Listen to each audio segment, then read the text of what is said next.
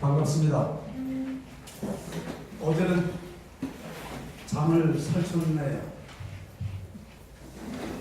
2016년, 2017년 대한민국 광화문을 중심으로 수백만 국민들이 나와서 상식이 통하는 대한민국을 요구했습니다. 제가 제주도에 있으면서 교육청에서 학생건강증진 팀장을 맡아서 유치원부터 고등학교까지 매년을 보급하고 진행하다 고민을 많이 했습니다. 그리고 도교육청에서 모델을 만들려고 하면 교육감이나 교육청 직원들이 모두 합심해도 3년 내지 5년 걸릴 작업인데 저 혼자 뛰고 있는 상황이라 집사람한테 3년만 쉬어달라 해서 명퇴하고 서울로 와 있습니다. 2017년 시민사회단체 행사장에 중요 행사장에 찾아다니면서 발언표를 어렵게 하고 얘기를 하지만 나올 때마다 공허함을 느끼기 시작해서 올해는 다니지 않습니다. 그런데 이렇게 제게 30분 동안 얘기할 시간을 주고 거기다 발제비까지 20만 원씩이나 주니까 얼마나 행복한지. 제가 제일 스트레스 받는 것은 제가 생각하고 있는 이 얘기를 다른 사람한테 전달할 기회를 잡지 못하는 게 제일 스트레스 받습니다. 그래서 아이건강국민연대에서 여기 오늘 오신 분들 저녁은 저희들이 주최단체이기도 하니까 대접하기로 했으니까 가능한 한 참석해 주셨으면 좋겠습니다. 본론으로 들어가겠습니다. 저는 10여년의 전교조 제주지부장을 하고 2000년에 전교조 제주지부장을 관뒀습니다. 그리고 아이들에게 집중하는데 어느 날 문헌에 아동 비만이 어른 비만 되면 말기암보다 치유가 어렵다라는 글귀를 봤습니다. 그게 뭐지? 비만한 아이들 막 생기는 시기라서. 그래서 제주동 초등학교에서 2학년부터 6학년까지 정규반으로 기초체력반이라는 반을 구성했습니다. 비만 치유를 위해서. 그런데 놀라운 일들이 일어납니다.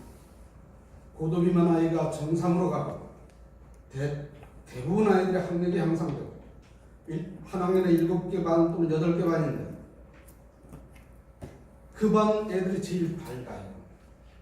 더 놀라운 것은 제가 한 건 별거 없거든요. 가공식품은 절대 안 돼.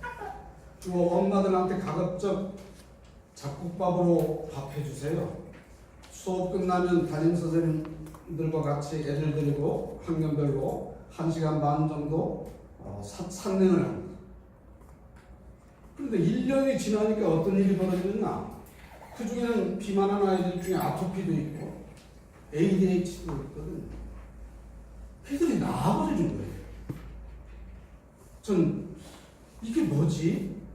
솔직히 그때까지도 건강에 대한 이해가 그렇게 높지 않으니까 그래서 공부를 많이 해온 내용들을 가지고 발표를 하고 있습니다.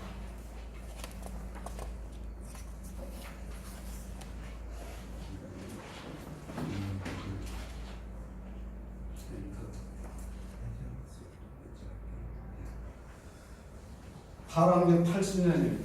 이게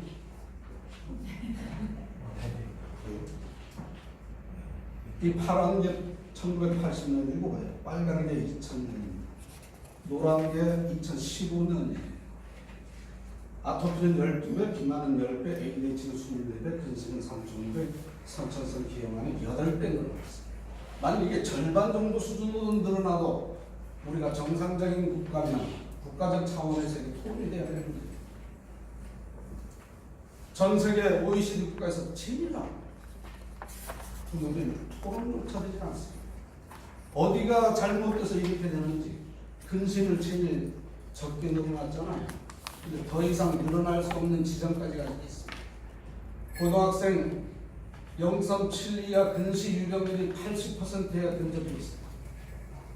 근시와 마그네슘을 비롯한 미량 영양소와 야외생활 부족 때문에 만들어진 일입니다. 근데 우리는 그런 정보를 건강과학의 ABCD에도 불구하고 그런 정보조차 제공받지 못합니다.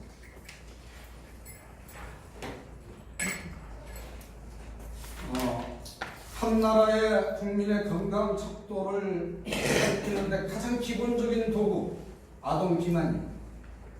아동 비만이 비율이 높으면 치매병률도 높고 암병률도 높고 우울증률도 높으니 일반적입니다. 사회가 병들어 있다는 얘기입니다. 그래서 아이들 건강은 아이들이 건강하는 게 아니라 어른들이 건강한 생활을 해야 따라다니는 아이들이 따라 배우는 거예요. 이게 미국입니다. 요 파란 게 제주도예요. 이 점선이 한국인데 이 한국 공기는 한 칸 더 위에 올라가야 정상입니다. 이게 영국입니다. 이 가운데가 일본이에요. 일본들 많이 다녀보셨으니까. 그런데 이 나라는 일본보다 훨씬 낮아요. 이게 프랑스입니다. 이게 독일입니다. 이게 왜 이렇게 일어나지? 꺾이고 있는 나라. 여기는 국가가 대통령이나 수상이 중심이 돼서 이 문제에 대한 접근을 했을 때만 나타나는 현상입니다.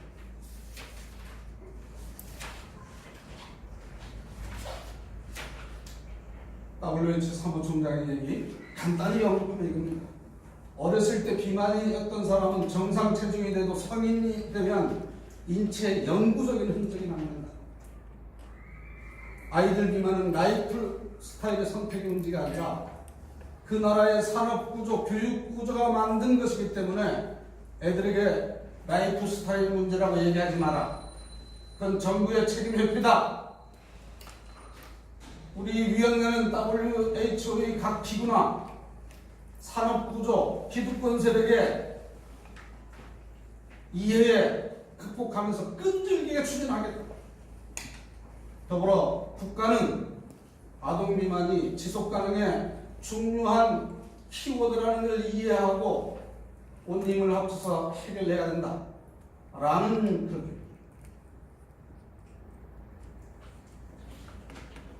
전 세계 보겠습니다. 영미권이 좋지 않습니다. 애들 건강. 이유는 기업의 이익을 우선하는 사회이기 때문에. 한국처럼 정치적 갈등이 심하고 부패한 나라는 소득에 관계없이 애들 건강이 좋지 않습니다. 대한민국은 영미권의 특성과 갈등과 그리고 부패가 같이 있습니다.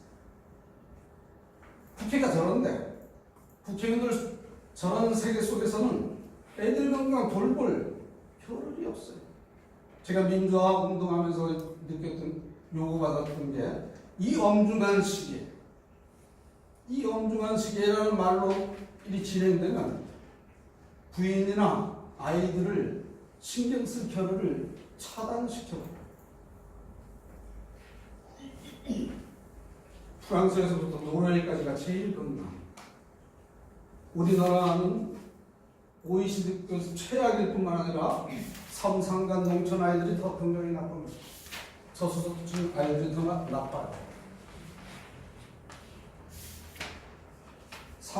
이 통계는 이렇다고 생각하시면 됩니다. 이미 3분의 1 아이들은 병들었다. 그리고 3분의 1은 병들고 있다. 어른 같으면 직장생활 못할 아이들이 학교를 다니고 있어요. 짜증 부리면서. 그럴 수 있는 것은 애들이 생명현상에서는 강자이기 때문에. 어른들 같으면 직장생활 하지 못할 몸을 가지고도 애들은 학교 다니고 있는 애들이 대한민국의 10%를 넘었어요. 근데 그 애들이 30, 40대 되면 정상적인 직장생활 못해요.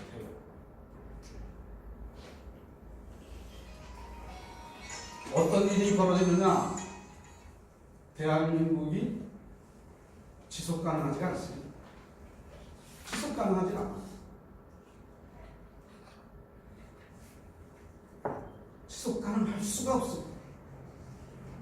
충동성 범죄, 후생유지학 관점에서 보면 명확하게 몸이 병든 것이고, 몸이 병든 이유는 생활 습관이 엉망이기 때문에.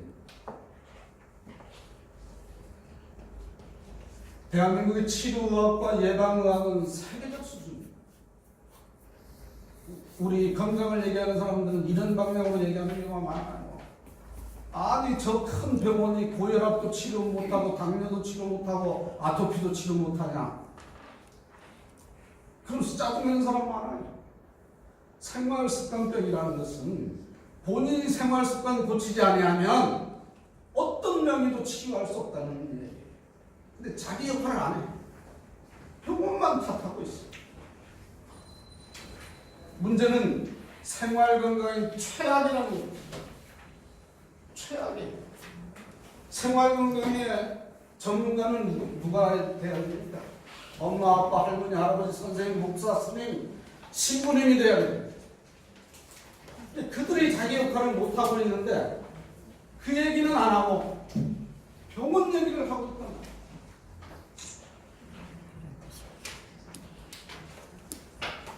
백년된 소나무 제대로 자라면 1000년을 살 뿐 이 지지대 없으면 무너져. 이 그림은 이렇게 병들면 누군가가 지지하고 보호해줘야 되잖아요. 대부분 가족이 그러잖아요. 생명의 윤리에서 보면 부모님이 나이가 들어서 병들면 자식들이 어떤 방식이든 국가가 어떤 방식이든 도움을 줘야 되잖아요. 근데 이제 어떤 일이 벌어지느냐. 애들이 30, 40대가 되면 노모와 노부부가 자기 자녀 병간호의 인생을 허비해. 아무리 나이가 들어도 내 새끼 버려줍니다. 얼마 2030년대는 제가 보는 한 3분의 1 아이들의 상태가 여기까지 갈 거라고. 지금도 약 10% 있습니다.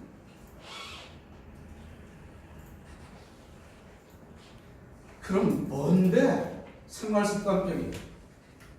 이 빨간 건, 이 5가지가 제일 큰 문제예요. 물론 이것들도 있습니다. 물론 이 저 데이터는 감으로 쓴 겁니다. 세계적인 학자들이 책을 읽고 이렇게 얘기하는구나. 통계학적 의미를 갖고 있는 건 아니에요. 이런 걸 통계로 낼 수가 없잖아요. 동물도 어려운데 심지어 사람을 이렇게 통계낸다는 건 통계학적 관점에서 말이 안 되는 얘기예요. 그런데 일반인들이 이해하기 위해서는 이렇게 써야 될까? 유전, 만성 질병의 2% 내외밖에 안 된다. 미세먼지 아무리 심해도 그거 그렇게 높지 않습니다. 이게 병들면 이게 다 병들게 돼 있습니다. 공자가 농경사회에 질서를 구축하기 위해서 인의의 지식을 부르짖었잖아요. 4차 혁명사회는 이게 인의의 지식입니다. 이걸 바로 세우지 못하고 애들 건강에 줄 수 없고요. 정신질환 막을 수 없고요. 충동성 문제 줄일 수 없습니다. 이게 자연의 질서입니다. 종교적으로 말하면 신의 뜻입니다.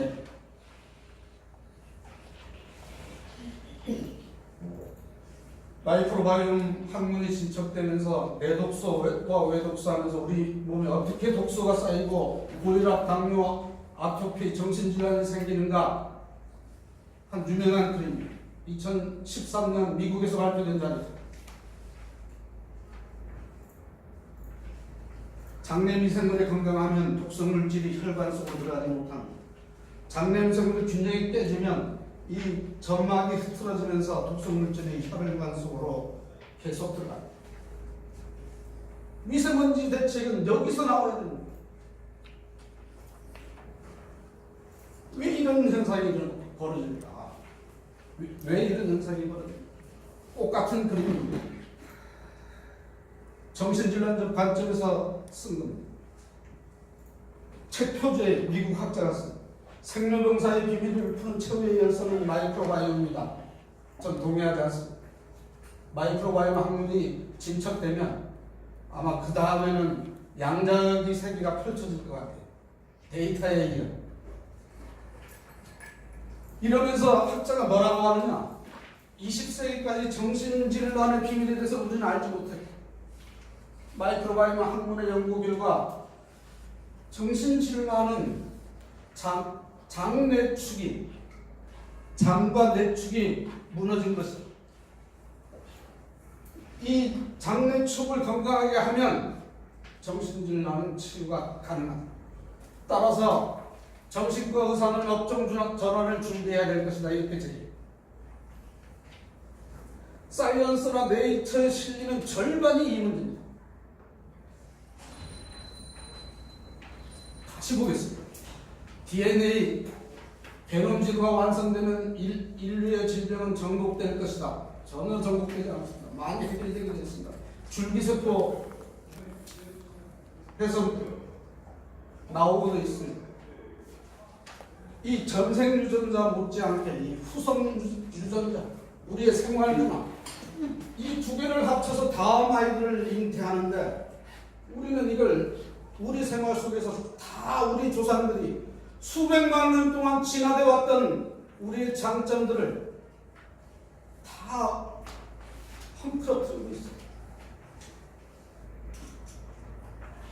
이게 어려운 문제가 아니었다는 게 이건 성격 아닙니다. 질병입니다.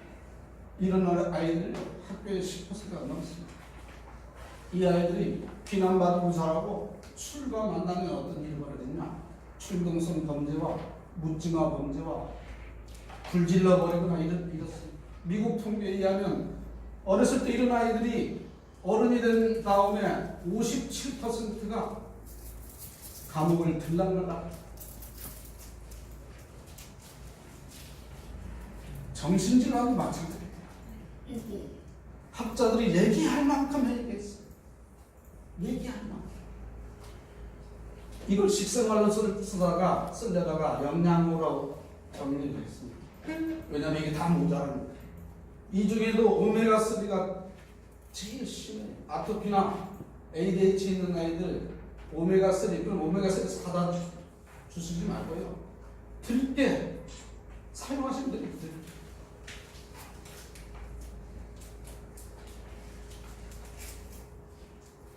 대한민국에서 애들이 병드는 제일 큰 질병, 편식. 이거 기호 아닙니다. 뭐 때문에 편식하느냐? 이 맛세포가 병들었기 때문에, 중독됐기 때문에, 뭐에 의해서? 단맛, 다음은 기름,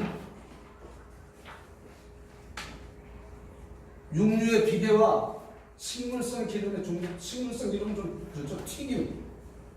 여기 중독돼 있기 때문에 이걸 해결하지 않냐고 한국의 아이들 건강 진행할 수 없습니다. 절반 아이들이 지금 여기 있단 말이에요. 여기 정동고등학교가 이 여자고등학교에서 1등 한다. 근데 편식이 심해. 그래요. 40대 돼서 정상적인 직장생활을 할 가능성 매우 낮습니다.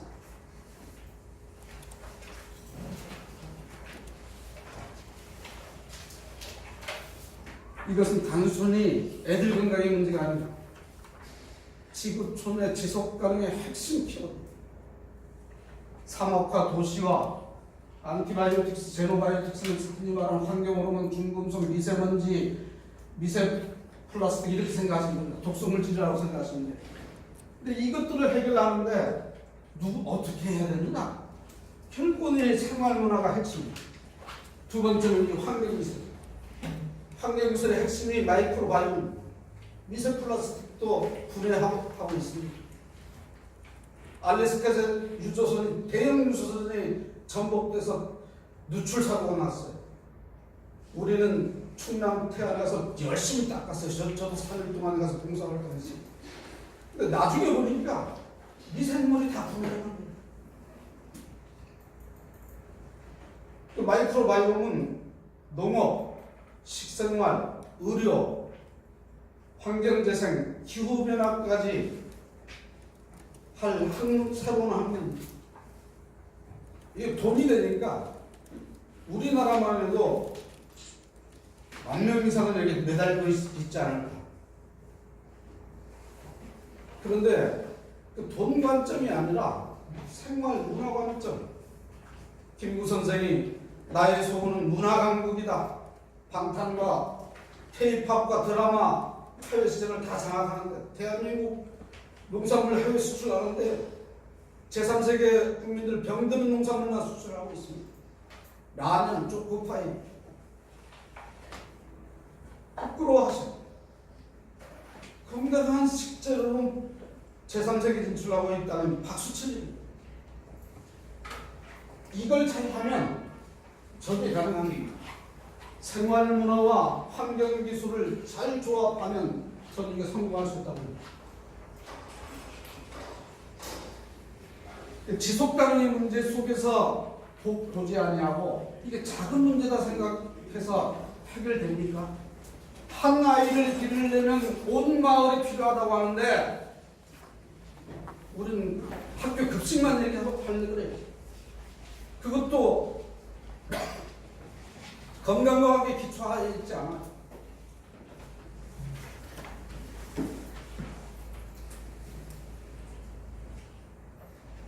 영양학과 식생활, 영양학은 제 자료에 충분히 써놨는데요. 충분하진 않지만 기업의 이익을 우선하면서 만들어집니다.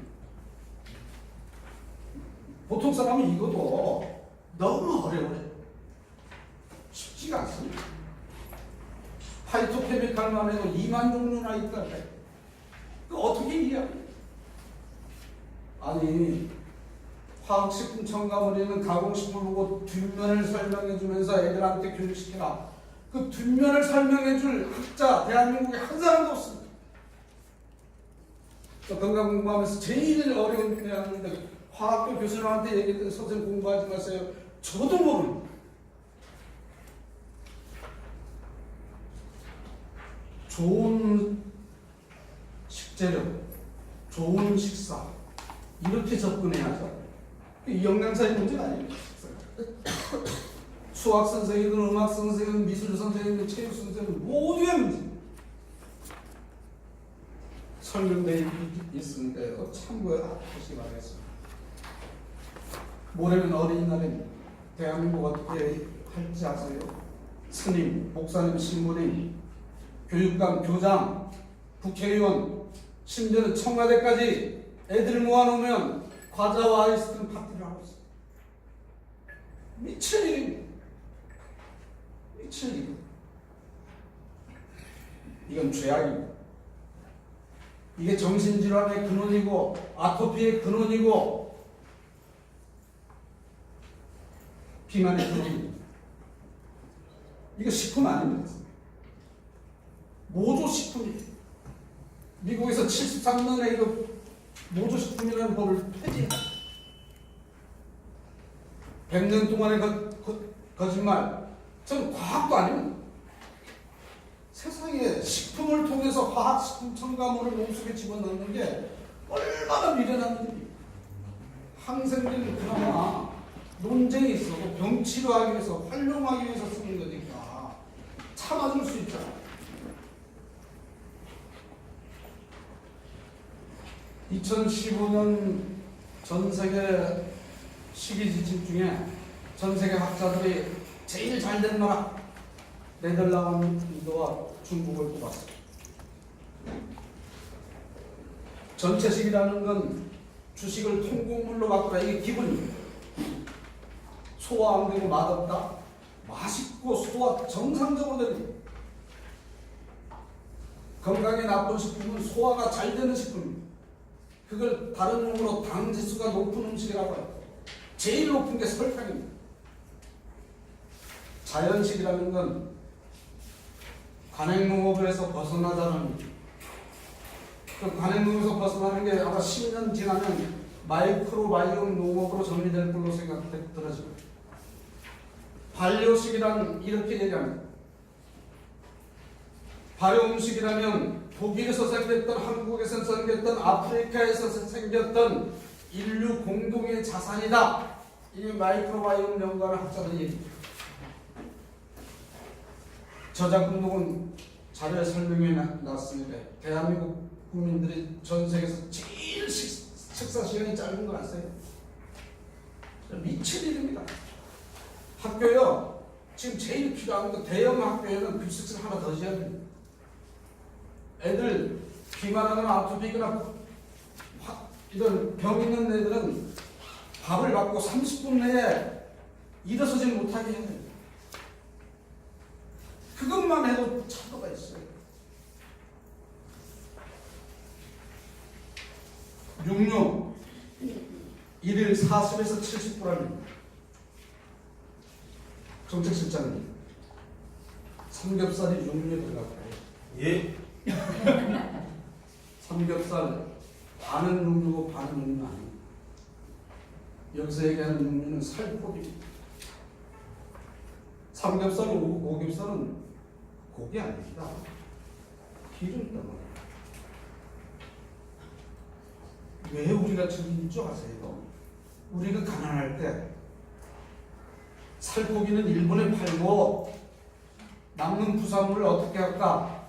너무 아까우니까 정부하고 축산농가가 나서서 국민 홍보해서 만든 게 삼겹살이에요. 근데 이 삼겹살이라는 놈의 비계에는 환경호르몬이 응축되어 있을 뿐만 아니라 배지근한 맛이 중독성이 있어요. 그래서 이제 살만하게 됐으면 정상으로 돌아가야 되잖아요. 그래서 어떻게 하느냐? 전 세계 선진국들이 안 먹는 비계 몽땅 사와요. 칠레 축산농가, 스페인 축산농가, 한국 따봉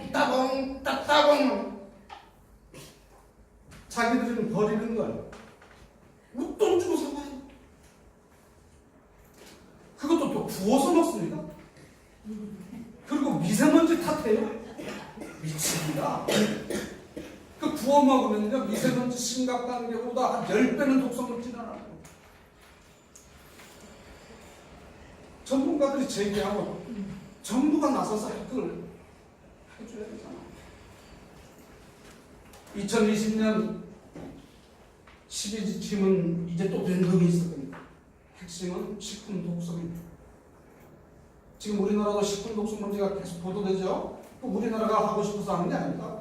다른 나라에서 하니까 안 하면 안 돼서 뭐 이렇게 술에 발암물질 글리코세이드가 들어가 있다면 우리 보건복지는 안 들어가 있다. 대한민국 보건복지 대단합니다. 아니 요즘 며칠 전에는 WHO의 각 국가 의견을 내라니까 스마트폰 중독을 질병으로 분류하지 말래. 대한민국 보건복지부는요 전형적인 몬산토 카킬 전자산업의 장학생들입니다. 정말 황당스럽습니다. 아마 이 일을 해나가는 그 제1의 걸림돌이 보건복지가 될 거예요.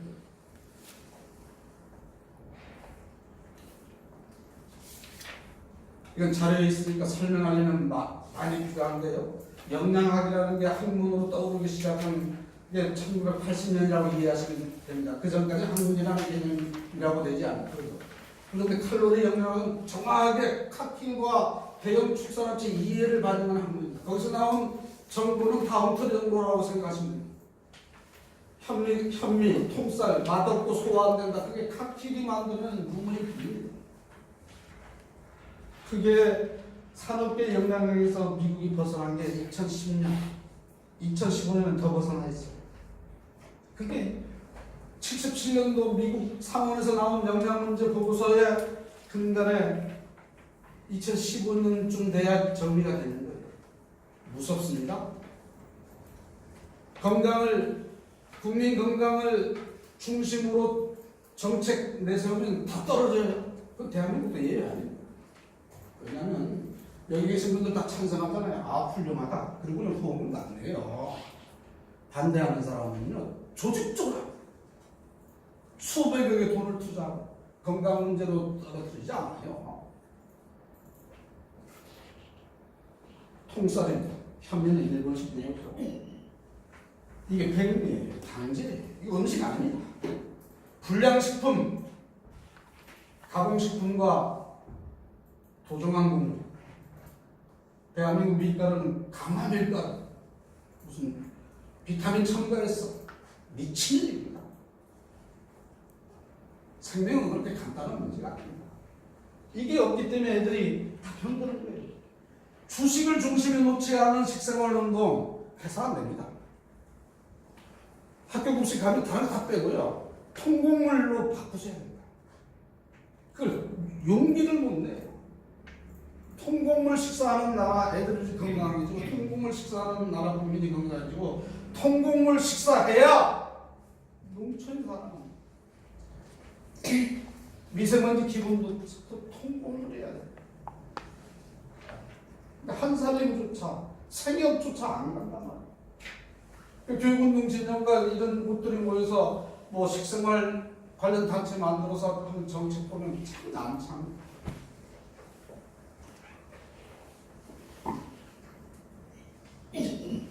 이게 그 문제입니다. 제 발제 원고는 기본적으로 이것 때문에 만들었습니다. 국민 식생활을 중심으로 국민 건강, 물론 아이들 건강이죠. 농촌 회생을 묶어서 하나의 관점에서 보자. 우리는 지금 여기까지만 보고 있습니다.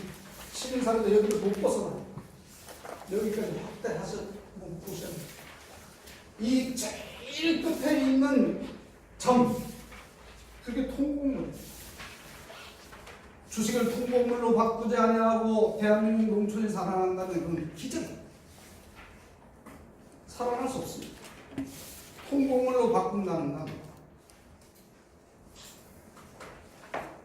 식품에 대한 개념을, 철학을, 가치관을 바꿉니다.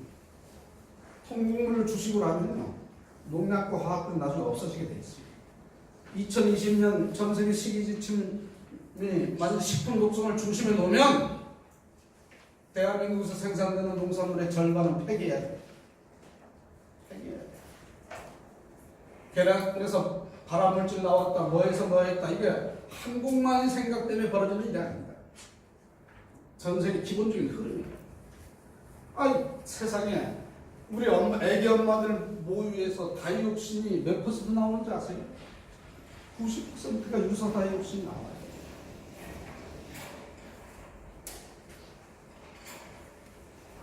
그 핵심인 해결 방법이 통곡물이에요. 전체식, 자연식. 그래야 농촌에서 살아나고 아이들 건강도 해줍니다. 아이들 건강, 학교에서 이런 관점 없이 학교에서 아무리 노력해보셔야 되느냐? 가능하지 않습니다. 미국의 사례에서 보여줄 만큼 보여줬습니다. 우리 교육의 기본, 산업사회의 기본 관점입니다. 그런데 초등학교까지도 지덕체라고 해요. 초등학생까지도 지덕체 교육을 해야 돼요. 이거 대학생이 해야 될 겁니다.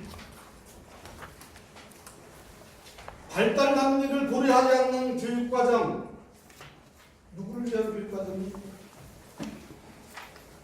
대한민국은 발달 남리를 고려하지 않습니다. 이거요, 음악교과서, 미술교과서, 수학교과서에 이렇게 편제돼야 된다는 얘기입니다. 여러분, 수학교과서에 이렇게 편제된다면 이해가 안 가잖아요. 이렇게 얘기하고 나면 교육운동사는 보건교사 만들고 영양사 교육시키자 이렇게 가요. 이거 그런 문제 아니란 말이에요.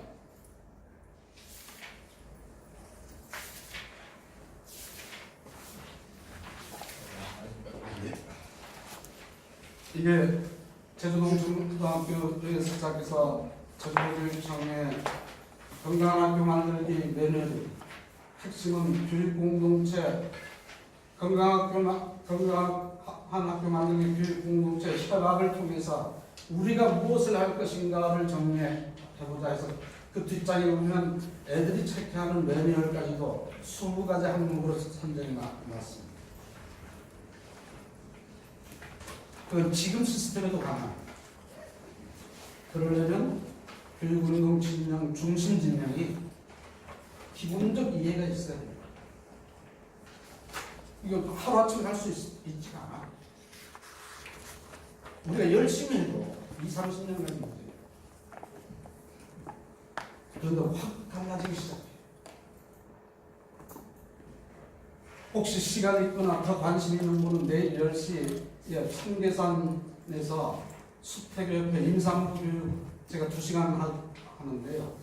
와서 들으면 좀 도움이 될 겁니다. 물론 우리 신입 선생님 같은 분이 교육하면 훨씬 더 잘하실 텐데 저는 이 생활 습관과 쪽 관점에서만 자료를 찾아보고 정리하고 논문들 찾아보고 그랬으니까요. 저는 이걸 초안으로 해서 오늘 토론이 끝나고 여기 친환경보건단체, 전교조, 아이건강부문연대 학부모단체가 공동으로 주요 단체, 한사련과 주요 단체에 이걸 제안해서 정책 구상하는 사람들만 모여서 자기들이 정책들 다 모아내고 그리고 토론하고 그래서 농촌회생과 국민건강 관련 정책을 쭉 만들고 그렇게 만들면 수백 가지 정책이 될 겁니다.